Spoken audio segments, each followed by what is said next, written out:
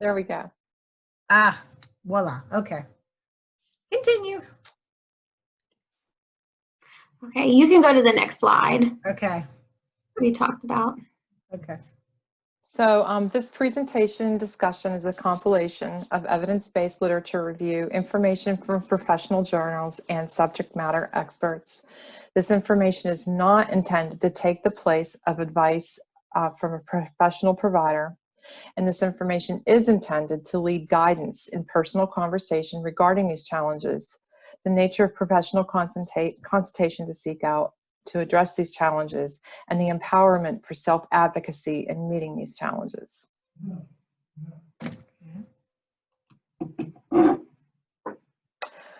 Time to throw assumptions out the window. Often it is assumed the people who have been treated for the gynecologic, breast cancer, colorectal, and prostate cancer are the people at risk for sexual dysfunction, and they are, for sure. But all people who have been treated for cancer have potential for having sexual dysfunction related to their cancer and or their treatment. And Nicole and I are working on getting the word out there for that. And there is more and more articles and evidence-based literature review pointing to this as well. It used to be when we did literature review, we would see literature review related to prostate cancer for men and gynecologic cancers for women, and breast and colorectal cancer. Now it's pointing much more to cancer treatment in general, and how we need to approach that in general. Next slide. Okay.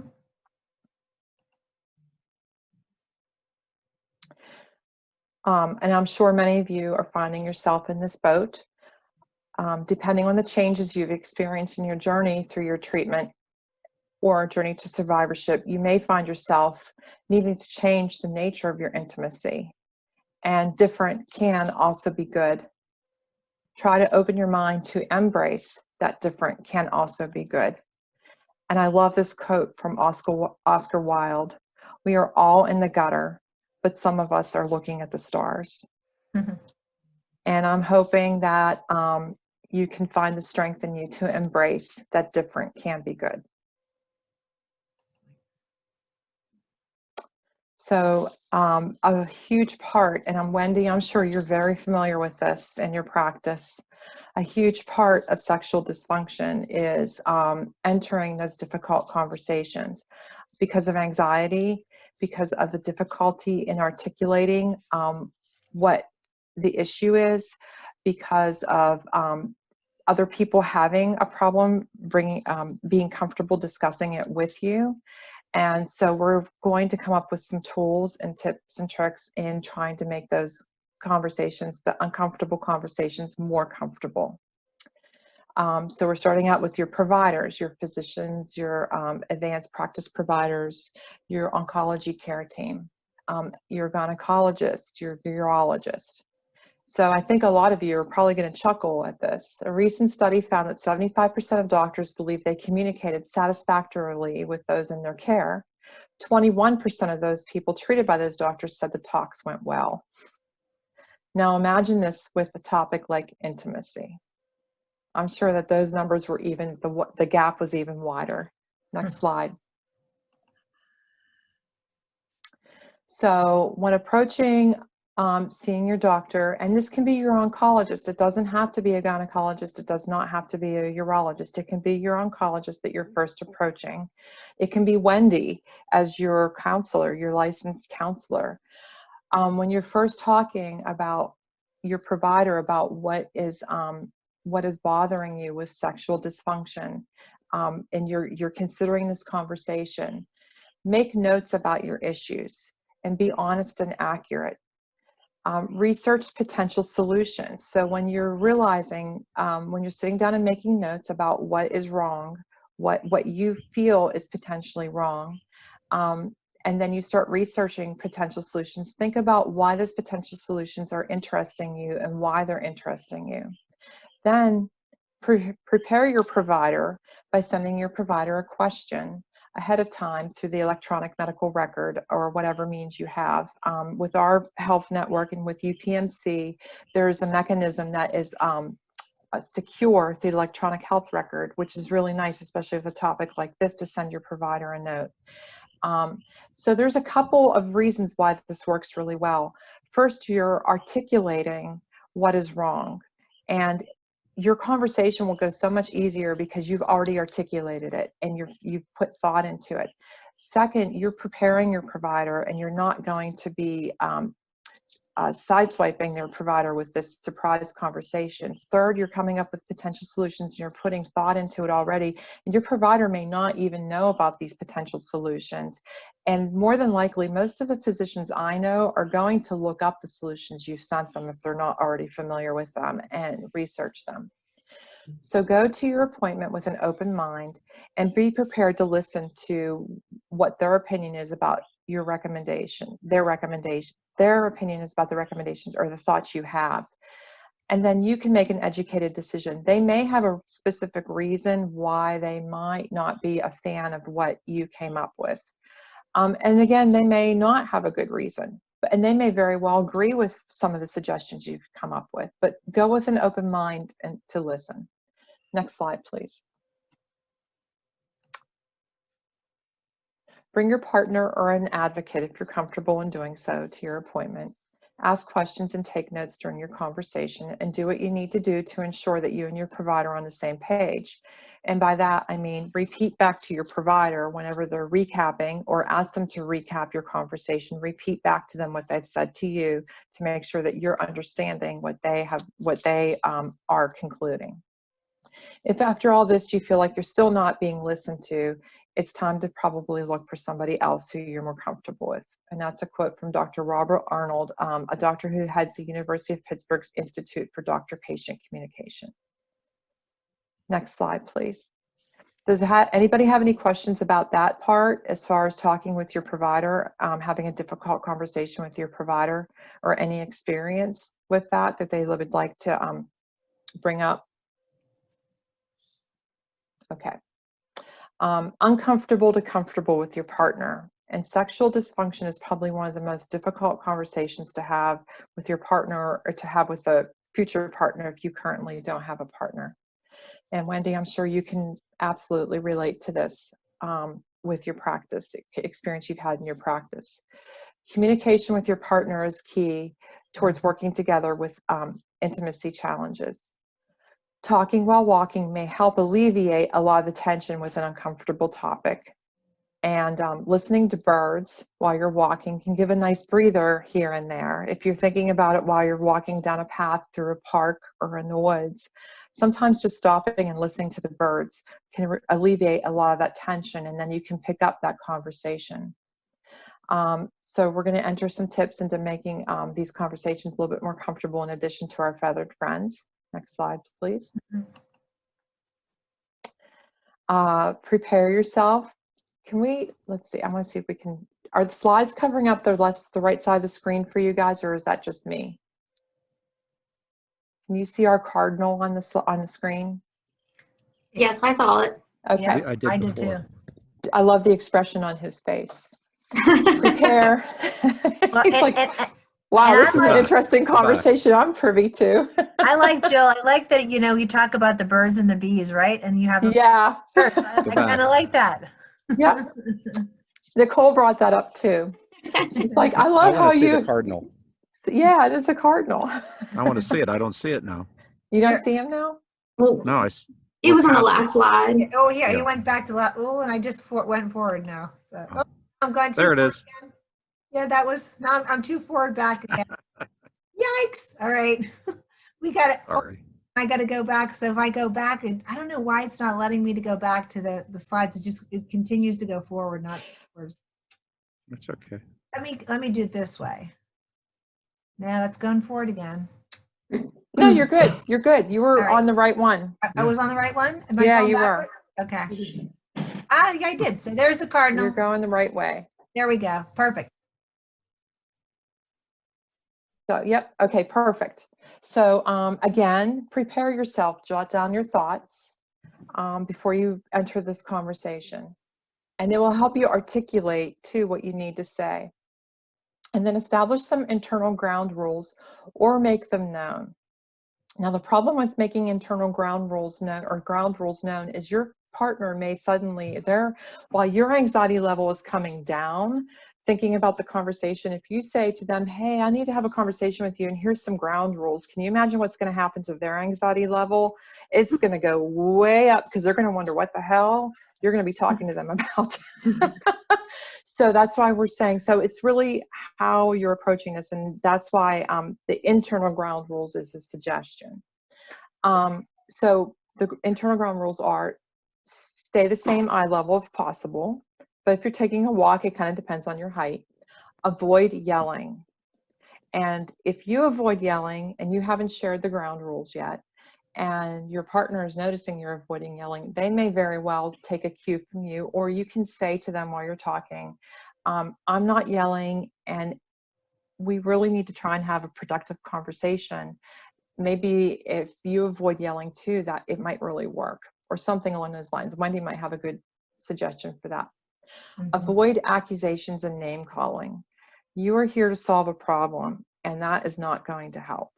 So all you're going to do is get the other person on a defensive. So avoid accusations and name calling. Avoid finger pointing and laying blame.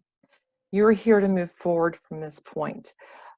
Finger pointing and laying blame is looking backwards. It's not helping to move forward. Also, when your partner is responding, no interrupting. They are thinking about what you have said to them and they are responding to you. And you need to listen, and you need to be a good listener. And so really just listen, because this is a painful conversation for them too, an angstful conversation. Angstful is not a real word, but I've made it a real word. It's an angst-filled conversation for them too. So don't interrupt them. Listen, and listen well, and be a good listener. In describing your concerns and the things you'd like to have happen differently, be as clear as possible and use specific examples. And with something like sexual dysfunction, this is really hard to do. And Nicole has some really good tips coming up to help with that. And boy, that cardinal sure is pretty. Next slide. Oh, goodness gracious. Okay. Now it's frozen. Was that the next one? Yep. So after you've listened to your partner, make sure you understand what they have said before you respond. And if you don't understand, ask them. I'm not sure what you mean. Can you explain it to me? Approach the conversation with openness and interest in problem solving rather than needing to be right. Needing to be right can be really detrimental to this type of conversation. You're here to solve a problem. You're here to regain intimacy. And needing to be right is counterintuitive to that. Keep to the topic at hand, except for the birds, and do not walk away or leave the conversation without the other person's agreement. Next slide. Allow for the possibility of timeouts. Take responsibility for feeling the way you do rather than blaming the other person, and drop your assumptions. Assumptions are a really dangerous thing. We've all heard that growing up and through our life, but they are. And so listen with an open mind and don't make assumptions. You are having this conversation to be able to be closer to someone, and you are making yourself more vulnerable, but that may also help you both become more intimate. Remind each other in a respectful and warm manner why you're here. Next slide. Thanks, Jill. So yes, talking about a problem that you and your partner might be having is really important. It's easier to face it together than to just deny that it's actually there and just further create a barrier between you two. So identify that there's a problem and use those techniques that Jill gave you to help initiate that conversation, because it is a complex problem with couples.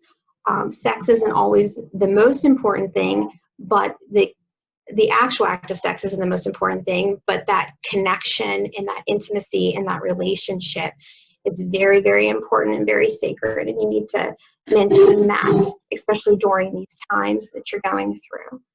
So during treatment, you and your partner went through a really rough experience, a very scary time. And during that, there was a shift in a relationship, whether or not you may have noticed it or not, where a partner can be making sure that you're getting enough rest, helping you with your appointments, seeing if making sure you're eating, helping you prepare your meals. And sometimes a romantic relationship can kind of almost turn into a parent or a caregiver relationship. So once the cancer survivor has been done with treatment and is trying to adjust back to a new sense of normalcy, you have to go back to that romantic relationship, and sometimes that can take a lot of work. And one of the things that you can do is reminisce about your history. So take walks together.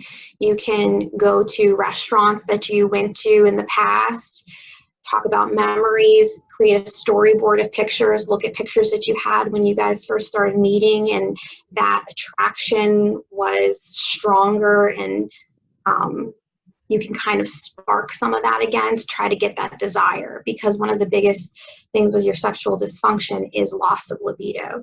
So to help with that desire, you can revisit a time when you were creating that foundation. Next slide.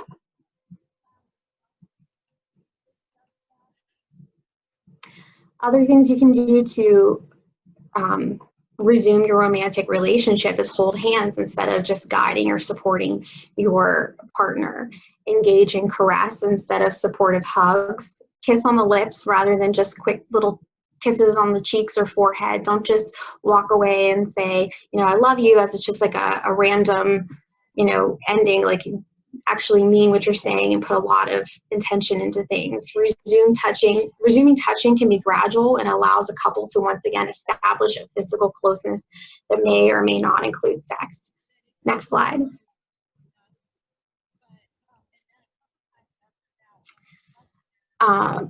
During treatment, touch can be an intrusion or an unpleasant sensation. When you're going through treatment and you're getting physical examinations, and you're put in a very vulnerable spot and you almost disconnect yourself from your body of what's going on as a coping mechanism.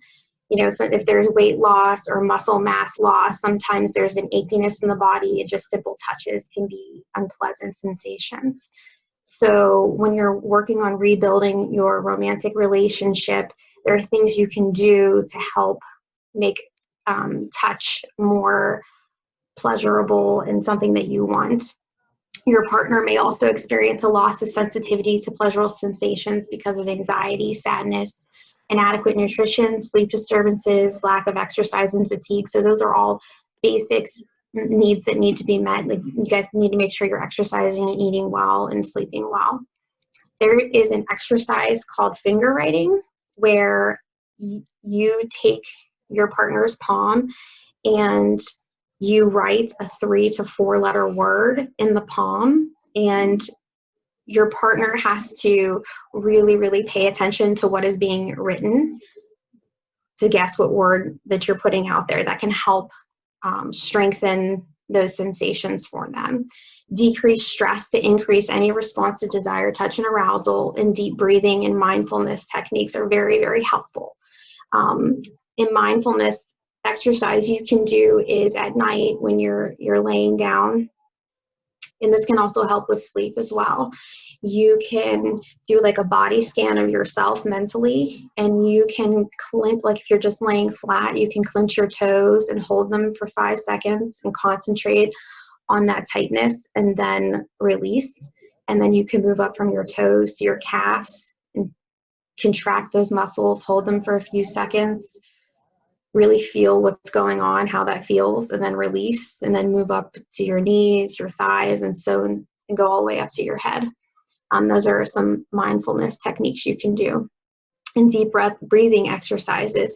You can put the palms of your palms or fist against your belly and take deep breaths in and like focus on pushing your hands out with your abdominal muscles to help really get those deep breathing muscles going. Next slide.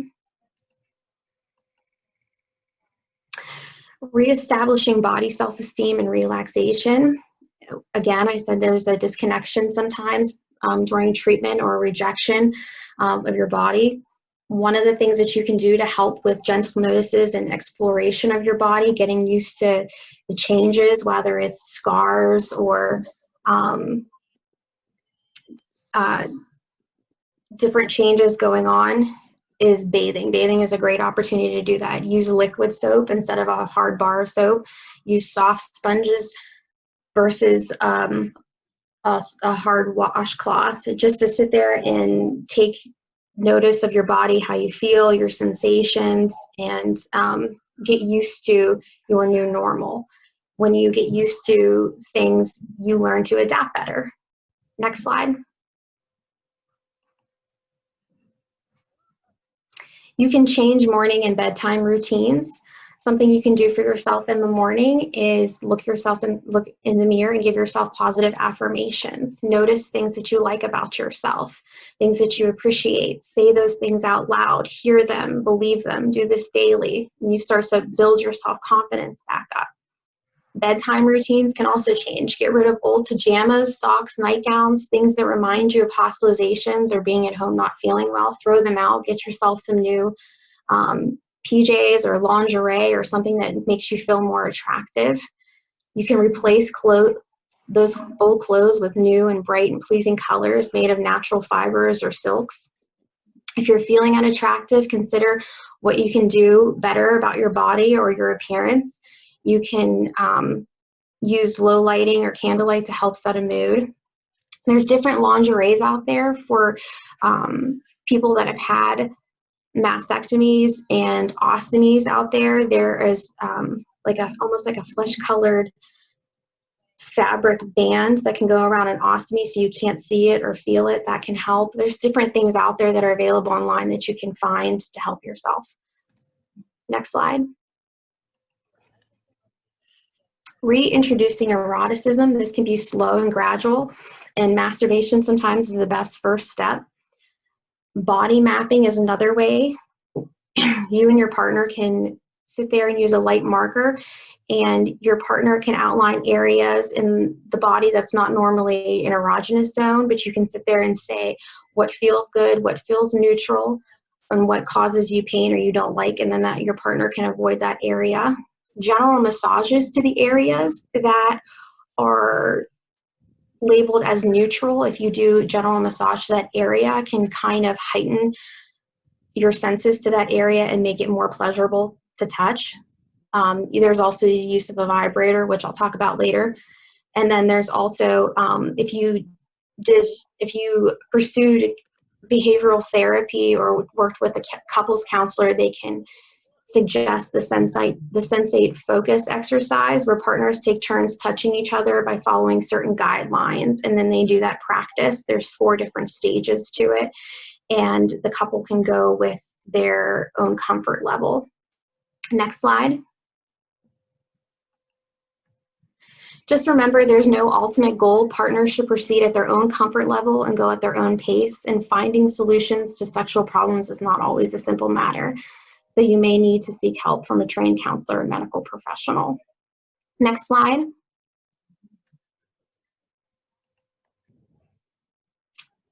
Problems with orgasm is another sexual dysfunction that a woman can experience. Jill is going to be talking about the males further at the end of the presentation, but for this, I'm just focusing on females. So problems with orgasms can be caused by nerve damage and or emotional. All women are different in this area before and after cancer, so don't worry about it. Tension and orgasm do not go together, so just try to relax. Don't worry about it. Next slide. Don't fake it to make it, ladies. So if you are having sex and if something's not comfortable, don't fake an orgasm, because that can cause a communication barrier between you and your partner. Honesty is always the best policy, and your partner, he or she, would wants to make you happy during this and is looking for your pleasure. So just talk about what you like, what doesn't work, and find something that does work for you. Next slide. Sometimes because of the nerve damage, you may need to use a more intense form of stimulation such as a vibrator, which can be purchased online or an adult novelty store, or any type of a massager found in a drug or department store. Wand massagers, they might be too intense or they might be just right, and they're easy to travel with. At the airport, if they see it in your luggage, they might think that you have back and neck problems, so don't even worry about it. If the wand massager is too intense, you can look for the small battery operated ones. They produce less intense stimulation but can still do the trick. If the stimulation's too intense, you can leave your underwear on as a fabric to kind of protect yourself, so it decreases the intensity of the stimulation. If you feel okay with it, try it alone, just so you can see if it works, what doesn't work for you. It takes pressure off of yourself if you're doing it with a partner, that you can have time to see what you're comfortable with and what you're not. Experiment with different speeds so you can see what works for you. Be prepared and be patient. Make sure you use this with a lubricant to help, and make sure you have privacy so you don't have to worry about anyone walking in on you. Next slide. So painful sex is another complication that women experience. This can be caused from vaginal shortening from pelvic surgery or pelvic radiation, vaginal narrowing from pelvic radiation, or vaginal dryness from hormonal changes or hormonal therapy or pelvic radiation. It could be one or a combination of those three things. Next slide. So what can help with vaginal shortening? If you're experiencing pain during sex because of vaginal shortening, you can change sexual positions to where a woman controls the depth of penetration. A woman can be on top or side by side can be helpful. Also, that is preferable, helpful positions if you have an ostomy, that you don't have to worry about putting pressure on the appliance or having any leakages, that if you're on top or on the side, that can help with that. Allow extra time for stimulation for arousal. Next slide. Vaginal stenosis or narrowing. The pelvic radiation can cause changes to the lining of the wall of the vagina and actually shrinkage of the vagina itself. So the use of a vaginal dilator will prevent the walls of the vagina from sticking to each other and or scar tissue from forming. This can make intercourse painful and possibly impossible for doctors to do pelvic examinations. The dilation is very, very important. Even if you are no longer sexually active, it's very important that your doctor can do a pelvic examination to check you for any disease recurrence or any problems down the line. Next slide. Vaginal dilation can be achieved either through the use of a dilator or sex. You should do vaginal dilation 3 times a week for 10 minutes, once cleared by your doctor. The narrowing can happen years after treatment, so you should maintain doing vaginal dilation. Your doctor can recommend the size and can provide them to you. At Allegheny Health Network, our radiation oncology department, after a woman's received pelvic radiation, it could have been from a gynae cancer or from colorectal cancer, they would do a pelvic examination and make sure their tissues are okay and healing, and then it's usually about 5 to 6 weeks after radiation therapy, they would prescribe a dilator. You could start small and move up. They have different sizes. Use it with a lubricant. Whenever you get a dilator, so if you get it provided from your doctor, or you can order them online, the ones that we have at the doctors, they're solid and they're white and they work just fine. Or you can get them online, and they can range in different colors and different sizes and different. They can be silicone or latex. So there's all kinds of different dilators out there. What you want to do is when you get the dilator, make sure you wash it with soap and water. If it is a silicone dilator that you got online, there's specialty adult toy cleansers that you can use so it doesn't break down the silicone for the product. Make sure you clean it really good. Use a lubricant. You can lay down on your bed, insert it into your vagina, and just leave it there just for regular dilation for 10 minutes. If it hurts, don't push it through, just leave it there, and then maybe next time you can advance it further, or maybe it might take a couple times before you can advance it further. You may have, when you take it out, clean it, put it in a nice, clean, dry spot. If you've done it for the first time, you may have a little pink tinged discharge from that. That's normal for the first time. You shouldn't have any heavy bleeding or anything. That would not be normal, and you should call your doctor if that should happen. Next slide. Lotions and potions for vaginal dryness. Vaginal moisturizers can be applied 3 to 5 times per week. Vaginal and vulvar moisturizers can be used at any time, not just before or after sexual activity. Use them for 3 to 4 weeks for best results. They could be purchased at any Walmart or pharmacy. They're there. There's a product, I believe it's called Replens, that we've used in the past. I'm not pushing any specific product out there. It's just things that I've seen before that I've gotten feedback that people use that's out there as well. There's other things on the market you can use. If there's anything that would have contain any estrogen, you need to talk to your doctor before using anything like that. But usually those over-the-counter moisturizers that you get do not contain that. Just check on the box. They help relieve routine discomfort from vaginal dryness. Applying moisturizers every few days also helps maintain hydration and pH of your vagina. And moisturizers can also help with friction issues during intercourse. So you still need to use a lubricant when you're having sex. Next slide.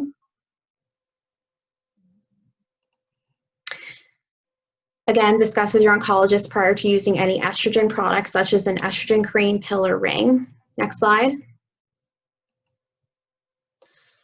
Different types of lubricants out there. Jelly lubricants, such as KY jelly, they can dry out quickly and may feel sticky and uncomfortable to use. Water-based glycerin lubricants work well for vaginal dryness, and they do not get sticky after prolonged use. It's very important if you're using a latex condom, you use only water-based, because silicone will break down that latex condom and put you at risk for pregnancy or infection. So only water-based if you're using latex. Avoid any warming, scented, flavored, or oil-based lubricants because they're irritating to the vagina and can cause a yeast infection. Next slide.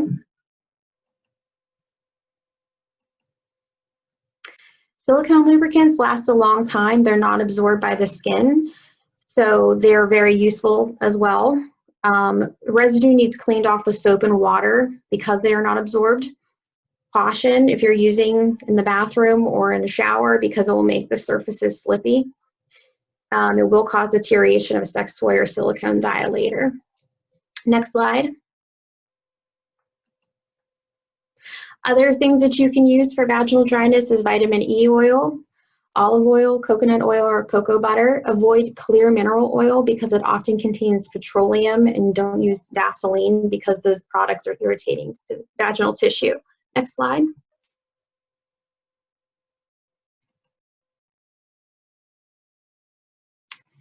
Okay.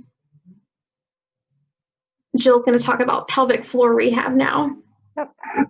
So Pittsburgh's major healthcare systems, both AHN and UPMC, have pelvic floor rehabilitation. And that's a phenomenal program that not a whole lot of people know about, that makes phenomenal changes for women and for men. Recent research has suggested the importance of synergy between the abdominal muscles and the pelvic floor muscles. Using abdominal muscles to initiate tonic floor pelvic muscle activity, monitoring biofeedback, patients are made aware of contractions and incorporate pelvic floor muscles into their daily activities. In a Korean study, participants in pelvic floor training programs showed significant improvements in their sexual functioning scores. So sexually active women increased, I can't see with the pictures here, 41 to, it's like 75%. And the non-PFMT group increased in their sexual function scores from 39 to 43%. So it made a huge difference for them to go for pelvic floor rehabilitation in terms of all around sense of well-being and sense of sexual function, to go for pelvic floor therapy. Next slide, please. The other benefits of pelvic floor therapy are tremendous in that they help women and men with fecal incontinence issues and with urinary incontinence issues, which can help with your overall sense of well-being and your sense of confidence. They also increase circulation for your sense of arousal. So our oncology rehabilitation department and our rehabilitation services department has pelvic floor therapy, and UPMC also has it. Next slide, please. Some words on men's sexual health issues after cancer treatment. Everybody is aware with prostate treatment, oftentimes there's erectile dysfunction, and with the hormone deprivation therapy. The other thing that can happen also is it can happen with other types of cancer treatment. Sometimes men have issues with ejaculating urine rather than semen, dry orgasms, loss of sensation, pain in the testicles or penis with sex, and body changes related to surgical cancer, surgical intervention for cancer. And gentlemen, you are not alone. There are a host of interventions available to you for any of these. And many of them are multi-modality interventions. Next slide, please. Pelvic floor therapy is becoming more and more common for men, and I hope that any men that are having issues consider going to pelvic floor therapy and seeing if they can be helped. They do pelvic floor therapy often helps relieve urinary and bowel incontinence issues, and does help alleviate erectile dysfunction when we're also working with a urologist. And Wendy, I do have to say I need to include licensed counselor here in addition to psychologist. Various physical treatment modalities for erectile dysfunction are vacuum devices, injections directly into the penis, prostheses that are inserted surgically, medication and relaxation techniques, therapy and communication skills, pelvic floor therapy, and Kegel exercises. More and more evidence-based practice is suggesting that multimodality treatment works best, where you take meditation, relaxation techniques, and the physical techniques that a urologist would treat you with, and combine them for to obtain optimal results for erectile dysfunction. Oftentimes, obtaining optimal results, and also that helps with the relationship issues as well. And also working on the relationship itself in addition to the meditation and relaxation techniques. Next slide, please. Other symptoms of discomfort, which we spoke of, you would work with your urologist and also consider having a psychologist or licensed counselor, such as Wendy, on board on your team, such as ejaculating urine rather than semen, dry orgasms, loss of sensation, and pain with sex. Because these can be anxiety provoking, and that really interferes with the whole intimacy spectrum. So if you have these two people on your team, you can really hopefully tackle a lot of the issues, and work with your partner on resolving some, if not entirely, a lot of the issues that you're having with intimacy. And if you can't entirely resolve them, you can, as we were talking about before, you can have a different approach that is still really wonderful and very satisfactory to you and your partner. Next slide, please.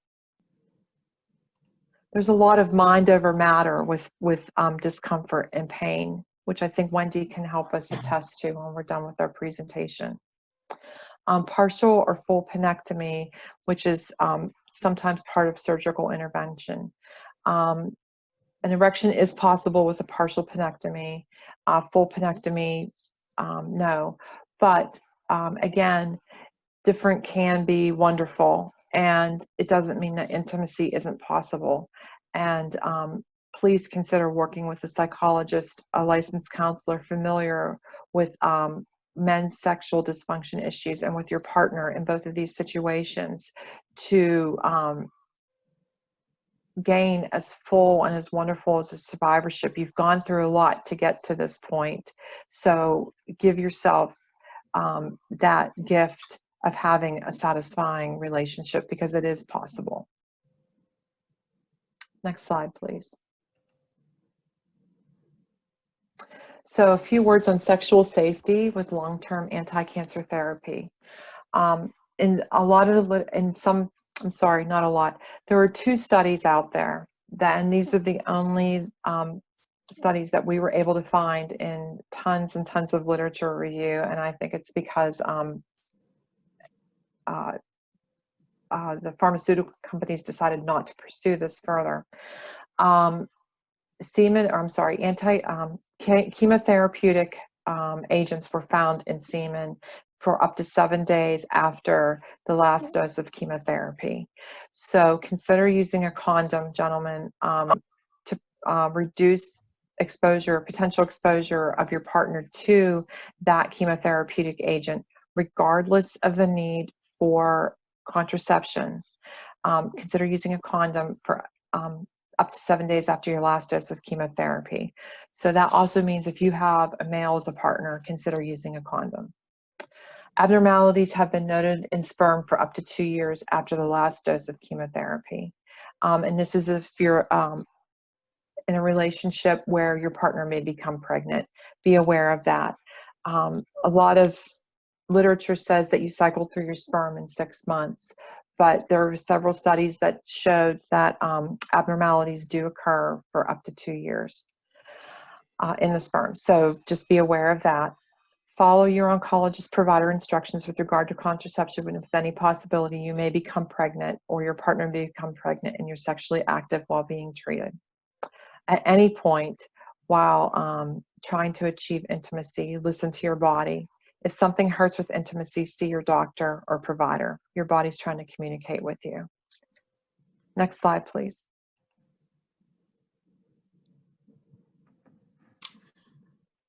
Well, thank you all for your time.